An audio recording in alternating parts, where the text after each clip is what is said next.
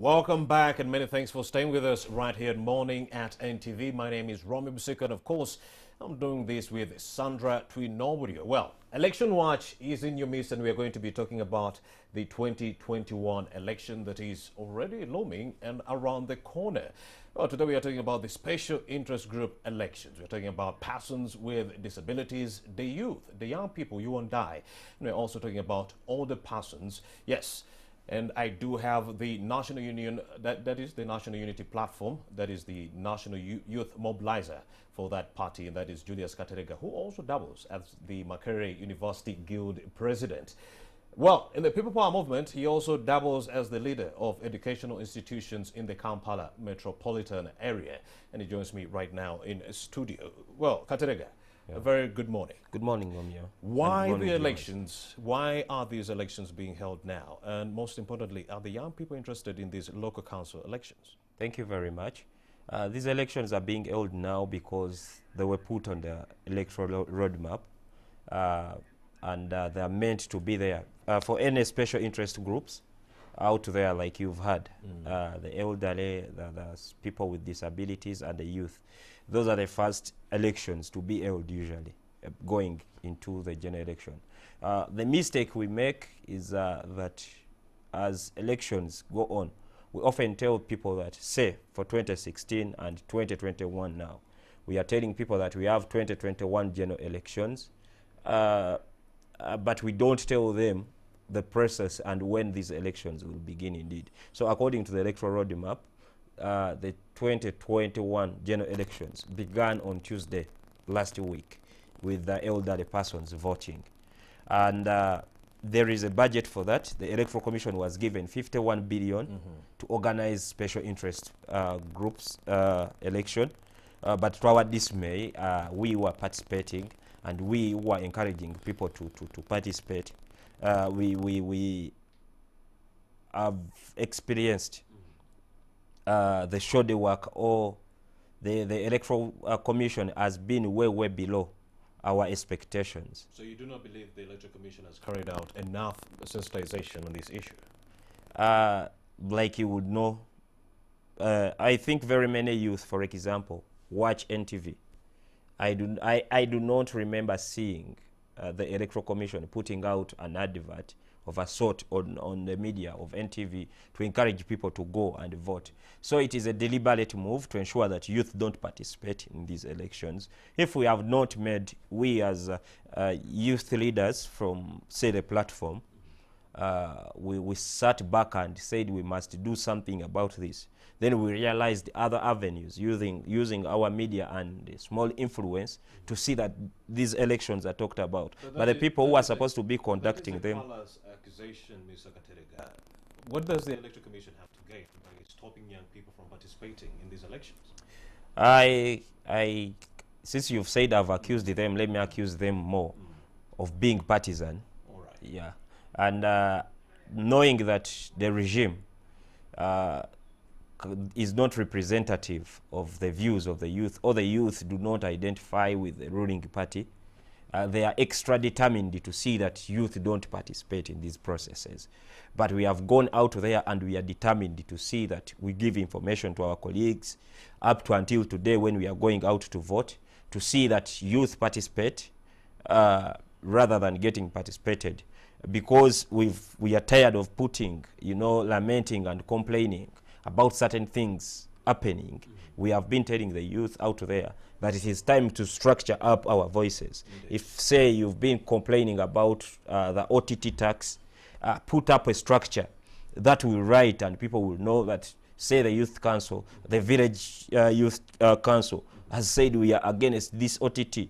So that is why we have been really encouraging the youth to come through and participate in these processes, so that we have our own structure as the youth that will represent, that is representative, and will represent wherever we get challenges in this nation. And I think that is very important. Well, as you work round the clock to achieve your targets, it seems like the NRM, they are just simply sitting back and, just waiting for this election to trounce the opposition another time, just like in 2015. We saw the NRM trounce the opposition in all the youth elections. So is that the reason maybe why? Because we had hosted we had planned to host Bukuri Kakoza, the NRM youth chairperson, but he didn't show up.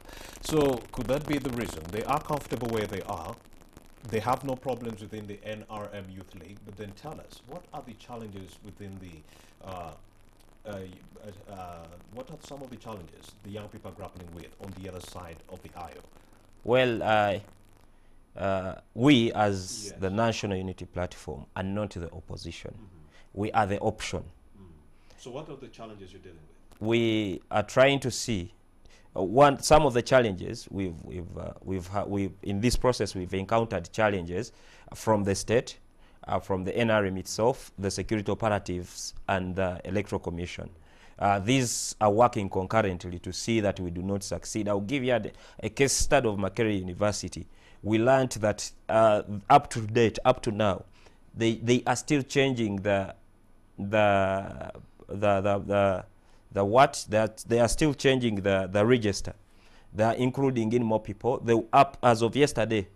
I just on the 5th, I saw people, students who are denominated. Most of them were independents in the university, and they got control forms showing that they were actually unopposed. Just yesterday, but what they got information that even after the closing day for nomination had elapsed, the system went around, say the NRM went around, went to the Electoral Commission and nominated people. So they now have people to contest with.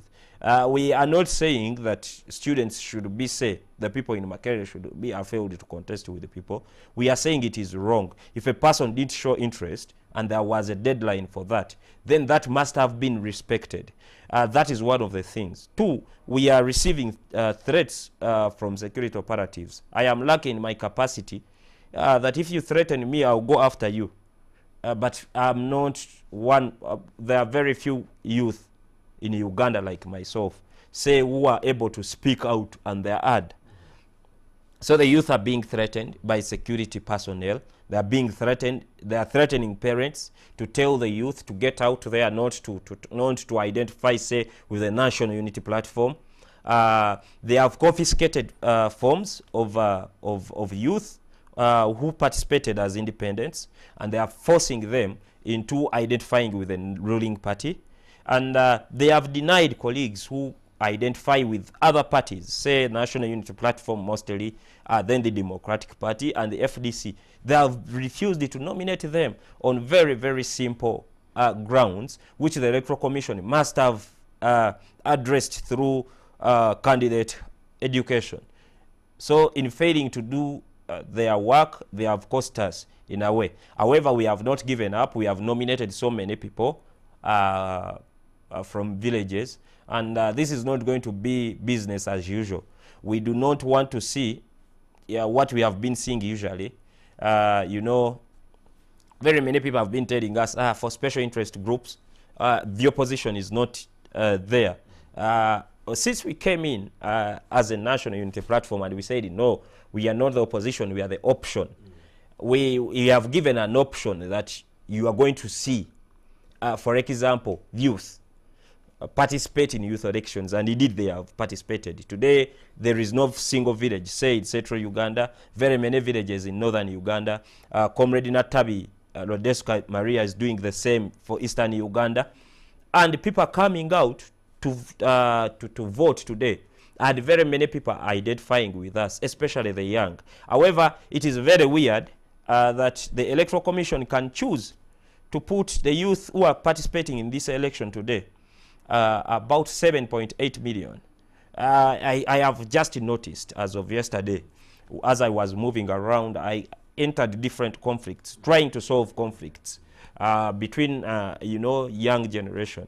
And I'm just imagining what is going to come out of this election now that people are going to line up behind someone, and the colleagues are going to observe, and they will know that this person didn't vote for me. So you're telling me the system of adult suffrage that we shall be using today will expose some young people to some very, very, very violent people? Is that what you're saying? It is going to expose colleagues to, yes, to danger, because, you know, it is not secretive in a way. You're either going, so that way very many people may keep away.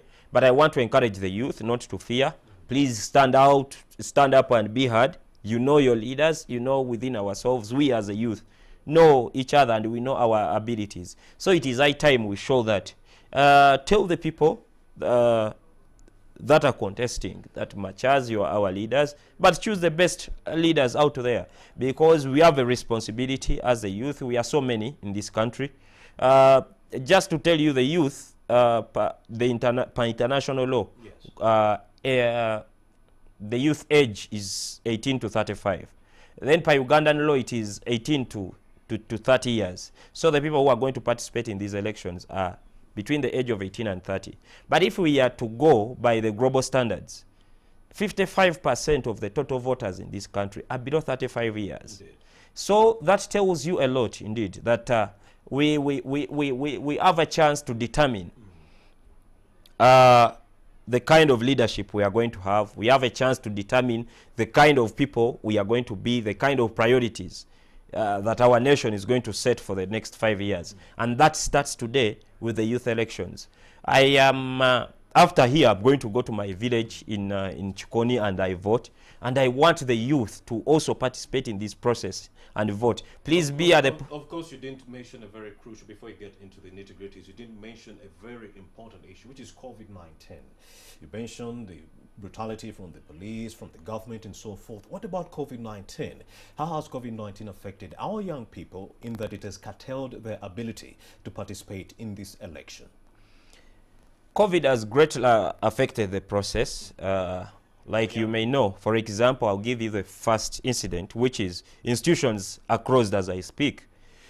So the youth, many of the youth who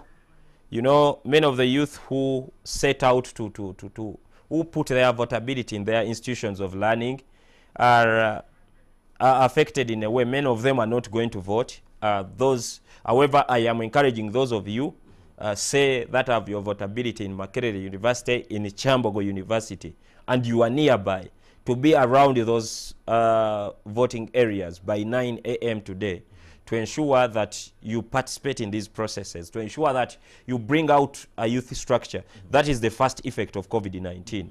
Then the Electoral Commission set the standard operating procedures, right, the SOPs for one to participate in the elections, and we are following them. Maybe the youth, being that we are African youth, there is a way, we have a culture. One challenge we have all faced is the issue of the challenge of social distancing. Very many youth have failed to deal with that. However, we have encouraged the youth that are going out to vote today. My colleagues, those of you that are going out to vote today, ensure that you carry a mask with you. It is very important that you observe the SOPs. It will be wrong if say you're bounced from where you're supposed to vote because you did carry a mask. That is the farthest COVID has affected us today. Let's talk about campaigning. Let's talk about fairness in campaigning. Some people say that the police has been meting out brutality on opposition people. What do you have to say about that? That has been a daily trend, and it continues. However, with us, we continue to sensitize the youth, and we continue to sensitize colleagues to challenge. But why is this a persistent problem? It is a question of training, and we are not responsible for training the security forces. So the people that train security forces know how they train and indoctrinate them. So they serve, they act as dogs to I would say, to surpass or to implement the intentions of their masters. However, we encourage the youth not to be intimidated, not to run away, not to fear to express themselves. If these people confront you with violence, confront them with peace, but don't be deterred. I know, for example, I learned of meetings that sat on Saturday and yesterday from the NRM and the security forces, and they know that they cannot win, especially in the metropolitan in the central and the eastern region and in the cities. And on their plan, we learned that they are planning to use a lot of tear gas today. I want to tell the youth that, yes, tear gas is going to come, and so is intimidation. But I don't want you to be scared, say, out of the process. Even when they bring tear gas, first of all, it affects them too. Yeah, wait for it to calm down, but don't leave those polling stations unless you have voted. For all the 9 members, there has been misinformation that you only vote for the chairperson and the chairperson nominates the other 8 members of the youth council.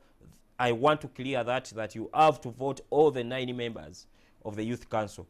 So after lining up behind the chairperson of your choice, you wait, and then they go for the next slot until all the 9 slots are done. That is why we are encouraging the youth indeed to go out there and vote today.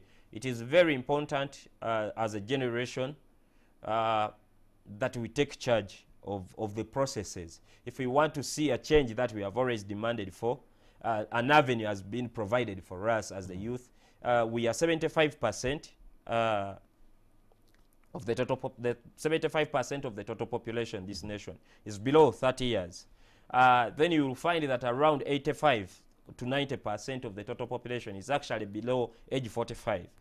But when you see, say, the average age for the cabinet of Uganda is 75 years. So the people that make decisions are very detached from the realities of the nation, because the crop of this nation is young, yet the leadership is so old. So a chance has come for us, the youth, to participate. If you don't participate, you will be participated. Yeah. Katerega, as we wrap up, do these polls reflect the future of youth participation in politics? Sorry? Do these polls reflect the future of youth participation in politics? Indeed, Do you see a great future where young people participate freely in the electoral processes? The youth are not participating freely, but the youth are participating either way. And I think the future is bright. The youth, we've come of a generation that identifies and knows its duties to the nation, and I think that is very important. We must insist on doing that. We must participate in these processes, however much they are trying to frustrate us. And the youth must go out there, cast their vote today, and form parish committees that are going to be elected later in this week. But if you don't participate today, you will never participate in these processes. Before we wrap up, let's talk about commercialization of politics among young people. Now, you did mention that during the nomination of young people for these posts, some of them were saying, if you don't give me chairperson and you're giving me vice chairperson, I'll have to leave People Power or NUP and go to another party. Do you think young people have also been compromised when it comes to commercialization of politics, where young people are focusing on politics of money, greed, gaining, and not politics of ideals? Do you think that's where we are headed? Yes, indeed, Romeo. Very many people have been affected. I've been telling you off camera how to my shock, I would find people and they would tell you, me, I am, say, NUP. And after, say, sitting them down, mediations, because you would find people from the same village have formed 2 committees. After mediations, then you tell them, no, you're going to take chairperson and you're going to bring, say, 4 of your committee members. Then this one will come with 3 to form a committee. I have observed that, one, the youth still lack on the part of ideology, and I want to encourage leaders across from all generations and political parties to ensure that we help the youth on understanding the ideologies and why they follow, say, the political parties that they follow. That is one. Then on the issue of commercialization of politics, of course, politics has been commercialized. Most of us, to date, you would find that a person, say, at a level of, we have seen student leaders. In the past, student leaders like ourselves would now be vying for slots in parliament, but we cannot. I have asked my colleagues and that they can't, because they know it has now been made, not because we've not been prepared for the same, but it is because politics has been so monetarized, and as such we cannot afford to run a sensible campaign, say, on time. Regardless, we are encouraging the youth that regardless of these challenges, much as politics has been monetarized, much as we now look at resources as much as we now will look at we want to look at the resource envelope, we must also prepare ourselves. We must also prepare ourselves and know why we want to take on leadership in this nation. We cannot be the option unless we have prepared ourselves. We continue to prepare the youth, and we continue to talk them out of monetarization of the politics. Indeed. But we also continue to condemn the vice, because the vice has locked out so many capable leaders. As we go on, you would see that the people that we are voting today, yes, are the people who will eventually vote, say, the youth MPs and the National Youth Council. Yes, yes. Now, at that level, youth politics will be so monetarized. We've gotten information already that the NRM has given its candidates 600 million for starters, and they have not, before so we the begin on NRM the has process. an advantage of money over the opposition loyalists. So in a nutshell, government is also planning to reopen schools. They need some 98 billion shillings. So in your opinion, as the Makerere Guild president, I just want to ask you this question before I let you go. Do you believe we should be reopening education institutions, especially universities, at this time when we are dealing with COVID-19? Thank you very much. We've argued, and we still continue to argue, that institutions, especially universities, should have opened yesterday. But we know that we have been affected by the politics. They don't want concentration centers, especially universities, to open because of the general elections. And there is no other genuine reason other than that. However, if you look at other countries that went under lockdown, say China, for example, they closed up military bases, but universities went on to operate. Students went on to do research, because universities globally are centers for research.